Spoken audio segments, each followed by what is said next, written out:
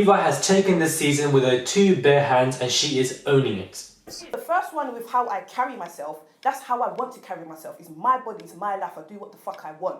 Hey guys, it's Morali. Hope you guys are all doing well today. So we have an interesting topic, definitely interesting topic about rape. However, I don't feel like it should have lasted for that long. I did feel like personally myself it was dragging a bit, but nevertheless a great discussion to have, and everyone was involved. We're going to get into it piece by piece because it was a long episode. This is going to be a long review.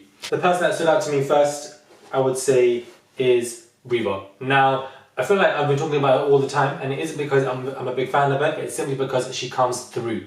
Every single episode, she's always making valid points. I'm going to be as real as possible as I can be with you. From time to time, we have contributed to some issues in our lives. I'm not saying that it is our fault. What I'm saying is that we have contributed. Reva is always making them strong points to the point where she has officially taken over as the best panelist on that show. Now, a lot of people have said it's a reality TV show. It's not a reality TV show because we're not looking into people's lives, their boyfriends, their girlfriends. We have a group of people and they are discussing. It is a debate show. That's what it is. And Reva makes the most valid points, and not only that, she makes them in a very clear and coherent manner, and she continuously just comes through. When she speaks, the room listens, they look up and they listen to her and they all nod their head, they agree because they value her, they credit her, and she continuously makes the most pioneering comments of every single episode that she is in. She now dominates the entire room. That's how it is, because her status is elevated within this particular group. She's the realist, she's very truthful, and what we see is that we actually value her for her truth. The group are valuing for it. They see her as this big figure in the group when everyone's debating because of her honesty and of her truth, and they value it, which is and I value it too. So I can happily say she has taken over as the best candidate, the best panelist on that show now. Before just with the competition, because other people made great comments like Azariah, as Gogo,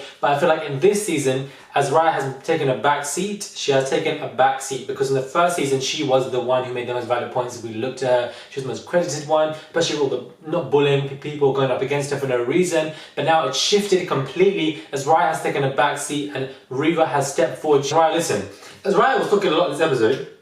Azariah making some good comments. I was getting some flashbacks of season 1, like, oh, she's talking like she used to. If Cajun eats me, it's my fault because the lion has no control, it's an animal. It doesn't have the ability to make the decision. These men have the ability to make the decision. So provocatively, whether I'm influencing them, there are some people who are crazy. Because more time she sits in the back these days. However, this girl doesn't know how to take a breath. Calm yourself down, please, when you're talking. You're just rambling words all in one entire breath. Take your time, calm down. Yes, I know people constantly interrupt each other, which is an annoying habit, but if you know how to dominate the room, you will get a point across. Simple as that. What I've noticed about Omar in the last couple of episodes is that he likes to keep quiet. He likes to not speak as much, but at the end, he likes to round up the discussion. Period. Two things to me that was alarming for me was about pushing the fault on someone. For example, we use the example on their clothing.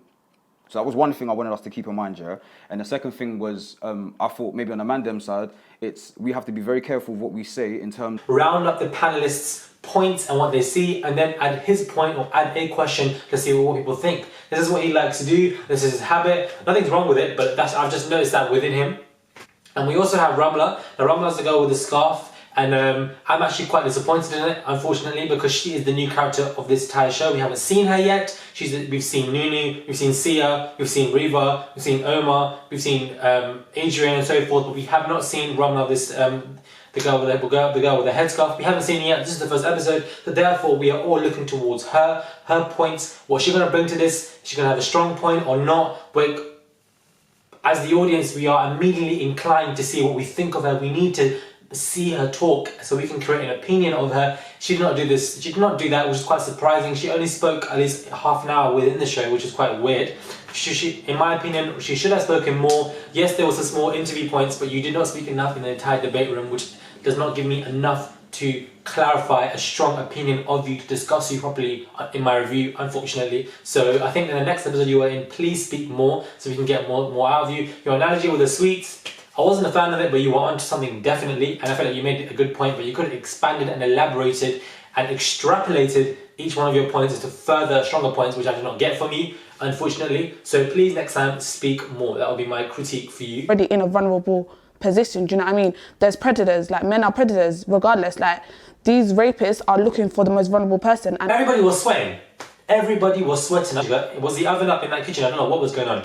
everybody was sweating and everybody was coming on to Lucas, and Lucas got very, very defensive. From this we can tell that he is a defensive character. Actually comprehend as to why. That's why I said she should educate me. What the fuck are you not trying to get onto me for? I said you like it. But that's what I'm seeing. You're saying something else. Don't associate me with that kind of BS. He felt threatened, his environment was being threatened in that entire environment, in that kitchen, because he felt like everybody was coming on to him. He was about to switch. I feel like his points were being amalgamated in a different manner and a different perspective from other people on the show. However, I did feel like I did agree with most of his points.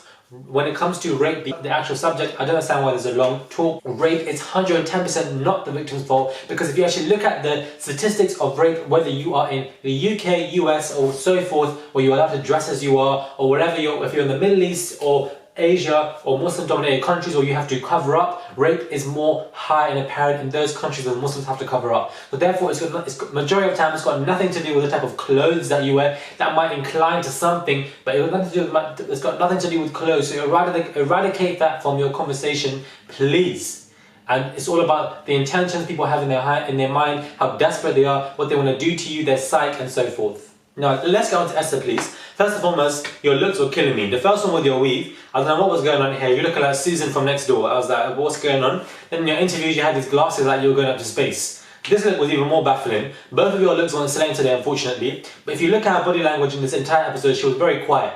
Very, very quiet. This is quite interesting to see because she could have some experience, because this girl knows everything about everyone. She could have some experience within this particular topic. Maybe it was sensitive to her, we don't know. But her body language spoke volumes, and she wasn't able to speak a lot as she normally does, because Esther's the type of girl where even if she doesn't know anything about the topic, she'll still speak paragraphs. Yet here, she did not. Her and Lucas are actually quite quiet. And we have Cory. He's kind of, I wouldn't say he's dominating the entire scene, but when he's talking, everybody likes to just humble themselves, because this guy really doesn't know how to put his presence upon people. Now this guy, to me personally, he kept on shouting. I didn't like it. He kept on raising his voice. You're all in a room. Now if you were next to me speaking like that, I'll tell you to calm down, because my ears will be hurting. No time to be losing my hearing. He was constantly raising his voice. Calm yourself down. All of us here, we're all moral people. We will never rape a girl, go that far. It will not happen. But not every guy. So the example you gave, give it the next man out there, bro. He's going true. Yeah. Do you think he cares? If he cares, the girl say no. Okay. A girl has given him the sign to whatever's coming out of his. He was also sweating as well. I don't know if maybe it was the temperature was hot in that room, but a lot of those guys were sweating.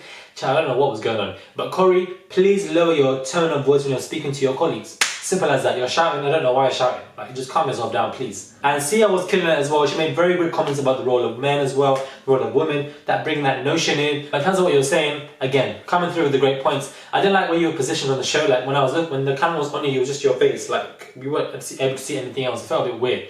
You went because of the positioning of the show, it wasn't big enough, so forth. But in that particular instance, yes, it was a bit annoying. But yeah, as I said again, overall of the show, Reva has taken over as the best panelist on the show. There are great points made from either side, especially from different people, and especially from Io as well. He started the conversation. They were all making. I feel like Io made when you talk about the whole idea of the victim might be at the fault and so forth. There can be a very sensitive way to portray it and to reflect it, and I felt like he portrayed and reflected that in a good way, to the point where he wasn't trying to be rude or insinuating that it's a victim's 100% fault. Like he was trying to put the image and the picture out there of that side. And of course it's a debate, there's 2, 3, 4, 5 sides, why not? I feel like he was doing it in a very careful way, and that was very interesting to see. But overall, Reva was the best in the show. Cory, you need to calm down. Azariah, take breaths when you speak, please. Esther, come back with better looks, please. And we have Omar, who likes to round up the discussions. And we have Sia making great points. Lucas also making great points, but he got very threatened and he felt very defensive. People coming into his personal space. That's how he felt, which is why he got very upset and angry. Heightened were his emotions. It was going a bit crazy. Then we have Gogo and Lucas also wearing the slogans, what they say. They're obviously capitalizing on them and parts of what they've said that's become popular, and they're going to try and merchandise it, I would imagine. So clever thinking. So hats off to you two there. But it is what it is. This is my small little review. Hopefully you guys enjoyed my review, and hopefully you guys enjoyed the episode as well. Thank you guys for watching, and I will catch you guys soon.